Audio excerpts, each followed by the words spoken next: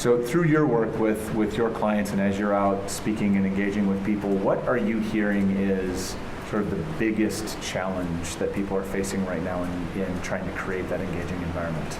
That's a great question, because I think, obviously everybody has unique challenges, but probably the similar challenges for leaders, which are the people that I typically deal with, are really how to connect with and engage and gain buy-in from, I don't really like to talk necessarily generations, but people who all view work differently today. So it might be because they're of a younger generation or older generation, but we're much more, I think, from when I was in the workforce leading people, it was kind of very much of a, this is the way we're doing it and it's my way or the highway kind of, I think, leadership philosophy in general. And we came from parents who went to work in the factory for 40 years and retired and stayed there because they needed the benefits and the pension plan, and so they didn't have autonomy. Then we came in and kind of took that with us. But I think today, probably because of the internet and the opportunity to come to conferences and learn and hear from speakers or read books, we know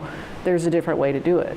But yet that means now everyone personalizes that and they bring it to the workplace and they're like, well, I want to be managed this way.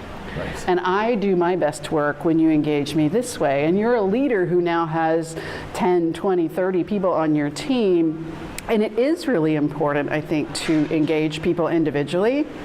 But that's a lot more work, I think, for a leader. And so the challenges that I'm being asked about is, you're telling me, I had a coaching client once who was a CIO of a global organization, and he had 24 executive VPs that reported to him around the world. So he's in Cincinnati and he doesn't, see these people face to face, and I'm telling him, you need to connect with them, you need to know their why, you need to, I gave him some assessments. I said, you should really be thinking about how each person, he's like, with 27, I think I said 24, 27 direct reports, and I'm like, yes. So he actually did the work, and he was profoundly impacted by it, and he made a lot of changes to his team and the work they were doing because he actually sat down and had conversations with them about, like, one person was more wired to get visibility. They wanted to be in front of leadership, and so he was able to give him work and assignments and responsibilities that would get him that. And another person's like, I really just like to crunch the data and I like to do this. So he actually shifted. So once you actually do that work, I think you can get a lot more engagement, involvement, accountability, all that, but it sounds really overwhelming. So how do you push them through? Like, I'm curious, because I think this is probably, I would guess, a lot of HR leaders wrestling with this, a lot of leaders wrestling with this with the people that they work with. How do you push past the objections? Because I'm sure the objections, like, I don't have time, or I don't never see had to them. do this in the past, I'm not going to see them anyways, or I don't see them. How do you move them past that? How do you move them into a mindset where they get it? Like with the CEO, their CIO client, how did you get that person to take that step? I think one of the best ways, at least as both an internal leader executive trying to convince other leaders to do things, and now as a person who maybe consults or advises, is people want to hear other people's success stories. So whether it's me sharing the CIO example or my own personal examples or what your competitor is doing, that's why I come to events like this and stay connected to people like you. I want to hear what other companies are doing, what other leaders are doing, so that when I get that resistance, I'm able to say, but it's been done. Right. And let me tell you how that person pushed past through the challenges. Because it's one thing for me to say, just trust me, or go read this book and this author tells you the 5 steps to do it. But when I'm able to share real life examples of people who have faced similar challenges and either overcome them, and maybe they've created a unique way to do that, or it just gives the person the confidence that the work can be done, sure. I think that's what I find really helpful. Seeing themselves in the story, yeah. Or making it possible. So you're telling me this has been done before, and so I'm telling you it can't be done, but I guess that's not right. Well, and there's, I suppose, like, especially when you're working with executive leaders, you're also, like, hitting on that ego a little bit too. That's like, well, if I convince myself that it's not possible, then I don't have to try. But once you make it possible, then it's like, well, you're a super achiever. That's why you're here as an executive leader. Right. It is possible. It's just you maybe aren't up to it, and then all of a sudden they want to. Yeah, I think that's a great point. As a person advising or consulting from the outside, I have to know how you're wired as a leader too. Right. So if you are an achievement-oriented, take the mountain kind of person, then I can frame this up as, look, if you can figure this out, imagine what that's going to feel like to conquer this thing that you think is impossible versus another one who maybe shirks away from that and really wants the data and the information. Then I'll be like, here's 5 books to read.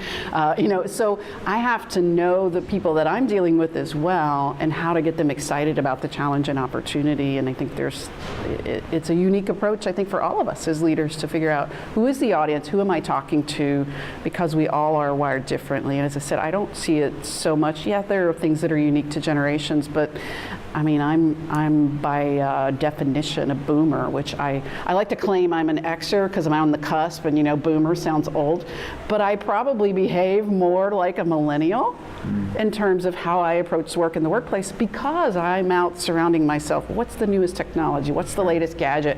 So you can't approach me like you would a boomer with stability and what I don't even know what I'm supposed to be like, but you have to know what makes me tick. Right. So that individualization, I think, is really important, really hard.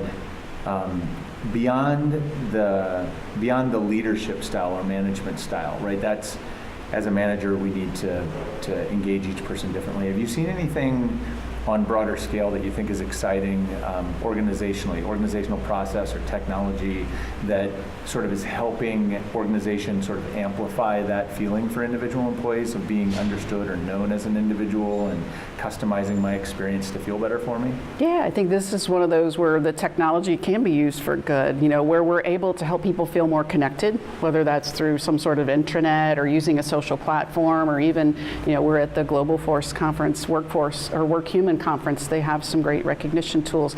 Anything where people can make the workplace feel smaller, even if it's a 10,000 person globally distributed organization. There were examples back in the day when social media was just coming out of companies that were using social media to help employees feel more connected. But today you can find HR technology tools or platforms that are free to cheap to not that expensive, or in some cases expensive, that can help your employees, whether it's get to know each other, whether it's share their accomplishments or recognize people. I think there's lots of ways to make even big workplaces feel smaller, and I think the companies that are figuring out how to do that are really winning, because people do want to feel. I know I've read you don't like that work is a family, right?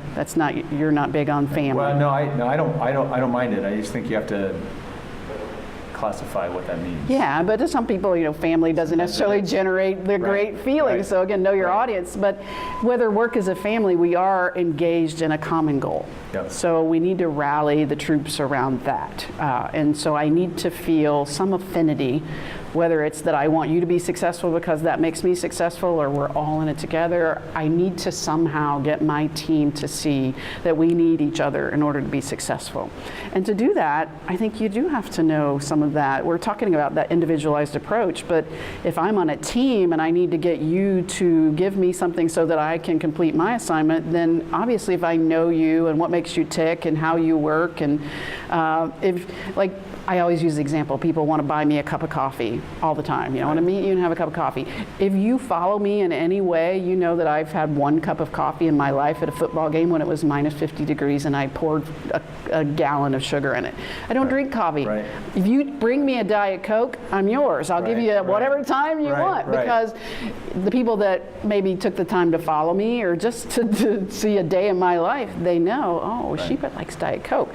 If I want to get her attention or her time, I'll, at this conference, bring her a Diet Coke, and I'll be like, tell me about you. Let's talk. Let's get to know each other. You bring me a cup of coffee, I'll be like, thanks. That's very nice of you. It's great to meet you. And I guess I just made myself sound shallow, but that's the reality.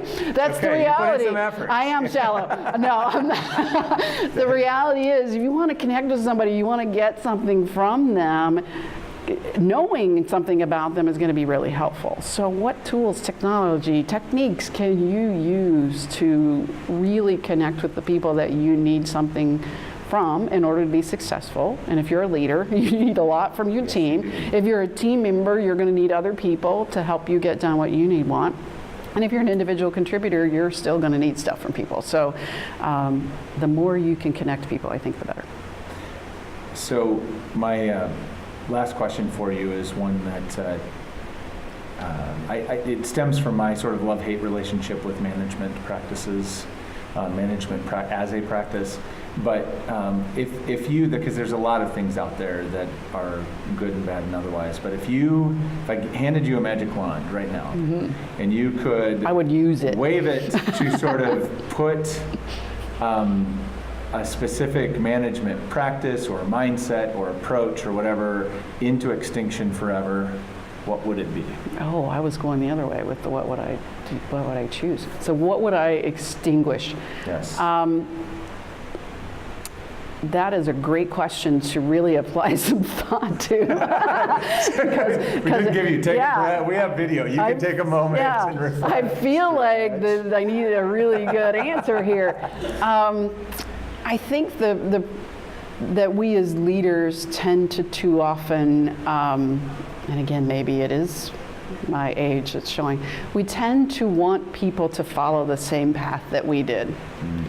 And not just even as leaders. I mean, I've worked in organizations before where, hourly employees at the time were making $15 an hour to do a job that had been there for 30, 40 years. And they're like, you're paying the new hires $7 an hour. And when I started, we got paid 35 cents. And I'm like, that was 30 years ago.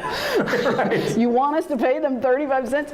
But I think we as leaders tend to do that as well, that this was the way I got to where I am. And I had to work hard and I had to put in the sweat equity and I had to do this. And you have to follow that exact same path.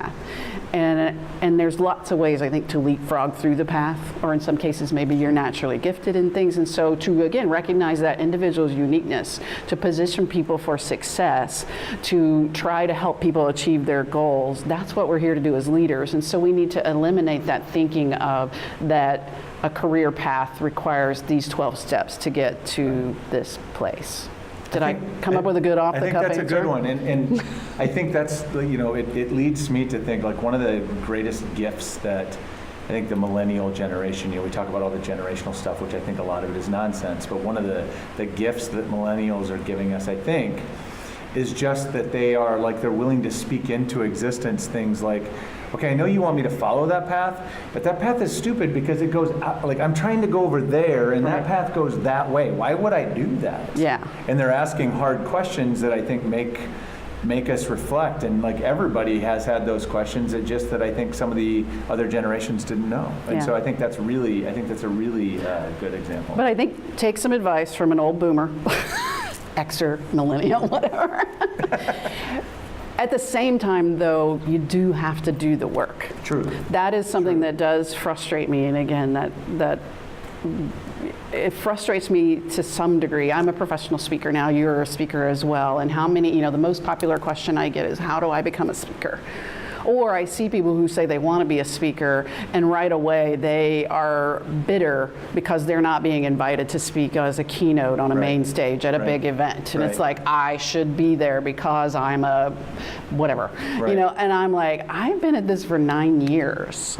And I have put in the work, and I've spoken on the small stage, and so there is a piece, I think, that comes out sometimes where I'm like, there might be somebody who sees a way, a different path or whatever, but let's not forget that to really achieve, I think, success, longevity, to be a person that people look to as someone they want to aspire to be like, you have to put in the work.